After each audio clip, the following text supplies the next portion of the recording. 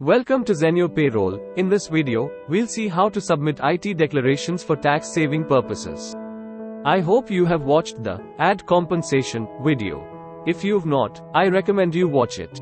You'll find the video link in the description. Go to IT declarations on your Zenyo Payroll homepage. You'll find information about the number of employees who have IT declarations, total number of declarations, no of unverified declarations and pending approvals. To add declarations, choose an employee from the drop-down, and click on the Add IT Declarations button. In the pop-up window, choose the financial year and the declaration name. The section name and the maximum limit is auto-filled. Enter the amount. You can verify the declaration using the toggle. Upload the documents using the attachments link over here. Finally, click Save. To send reminder emails to the employees to submit their IT declarations, click on the Request IT Declarations button. Select the employees from the drop-down and click Request. One thing you should note here is that only active employees can receive IT declarations requests.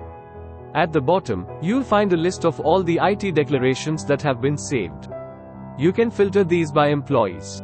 If you want to edit any of the details that have been entered previously, just click on the financial year and hit on the edit icon. Make necessary changes and click Update. If you want to exclude this IT declaration in the following parent, just click on Void. Once you have verified all the declarations, you may approve the IT declarations for a particular financial year. To do that, just check the boxes and click on Approve. Now the IT declarations will be considered for tax calculation. If you found this video helpful, make sure you like, subscribe and get notified so you don't miss out on any of our future videos. Thanks for watching and let's meet you in the next video.